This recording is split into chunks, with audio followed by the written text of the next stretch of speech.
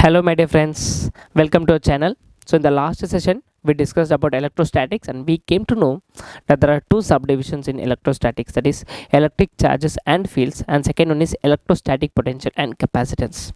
So in today's chapter we are going to start with electric charges and fields. Firstly we will study about electric charge and then we will study about electric field.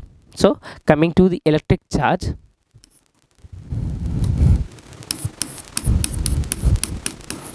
it is an intrinsic property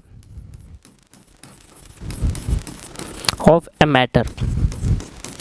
So we are calling the electric charge is an intrinsic property of matter. What is an intrinsic property? So if anything, if any parameter existing in the universe or existing in the nature naturally, then we say that parameter comes under the intrinsic property of the matter. Like a mass is also already existing in the nature naturally. As it is already existing in the nature naturally, that's why we are calling the mass as an intrinsic property, right? Like the same, charge also comes under intrinsic property as it is already existing in the nature. We are not going to create any charge, we are not going to destroy any charge. We cannot create nor we can destroy any charge. You know this statement, right? Yeah. So as we cannot create a charge, as we cannot destroy a charge, then how can charge come into the existence? Because the charge is already present in the nature. As it is already present in the nature, that's why we are calling the charge as an intrinsic property of matter, right? So coming to the second statement, it gives rise to electrostatic force or electric force. You can even call it as electrostatic force. So electric charge gives rise to electric force. How the electric charge is going to give rise to the electric force? So let us understand.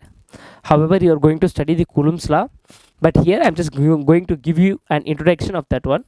So here it is a body A having a charge plus Q, and here it is a body B having a charge plus Q. So as they are like charges, as you know already, like charges are repels each other. So here as they are like charges, they are going to repel each other here. So as they are going to repel each other, this body B is going to experience a force due to a body A. This body A is going to push the body B in this particular direction. How it is going to push this body B? Why it is pushing this body B? Why it is not pulling towards it? Because this body A and body B having same charges. As they are having same charges, what they will do? They will push each other. Here, like the same, this body A is pushing the body B in this direction. Why in this direction? Why the body A is not pushing this B in this particular direction? We will came to know in Coulomb's law, but here I'm just giving you the introduction here. Okay, so however, this body B is going to experience some force. Push or pull is nothing but it is known as force, right? So this body B is going to experience some force due to the body A, right? So here it is experiencing a force that is known as electrostatic force. Why we are saying it as electrostatic force? Because this force can be only seen with the help of charges. Electrostatic force phenomena can only be seen with the help of charges. If there is no charge in this universe, then you cannot see the phenomena of electrostatic force. If you want to see the phenomena of electrostatic force, then the charge should exist in the universe, and the charge is already existing in the universe. That's why we came to know about the electrostatic force phenomena. All right, yeah. So here, so it is giving rise, the charge is the only one which is going to give rise to an electric force. That is what the statement here, it gives rise to electric force, right? So if you go so my third statement, it's a scalar quantity. What? Charge is a scalar quantity. What is a scalar quantity? Scalar quantities are those quantities which has only magnitude, and no direction. So here, electric charge, it is a scalar quantity. And then next point, charge representation. How to represent a charge? How to represent a charge? Representation of charge. So if you want to represent the charge, or you can say symbol of a charge, or you can say symbol of charge is nothing but capital Q, or even you can write it as small q. You can instead represent the charge as capital Q, or you can instead represent the capital Q. Instead, you can represent the electric charge as small q. You can represent the electric charge in both the ways. So it is a representation of a charge, or you can say symbol of a charge, right? And you know these things that, yeah, like charges. What is it? Like charges? Like charges in the sense the charges, that is similar charges. Like charges in the sense similar charges. If the charges are same on both the bodies, then they repel each other. Like charges repel each other, and unlike charges attract each other. And unlike charges attract, unlike charges in the sense dissimilar charges. The charges is not same here. Dissimilar charges. I think some students have doubt what are the types of charges, so I'm just clarifying you. There are only two types of charges. One is the positive charge, right? How many types of charges? Only two types of charges. I'm writing here two types of charges. One is the positive charge and second one is the negative charge. So these are the two types of charges here, right? So here we are having unlike charges, that is dissimilar charges. They are going to attract each other. They are going to attract each other.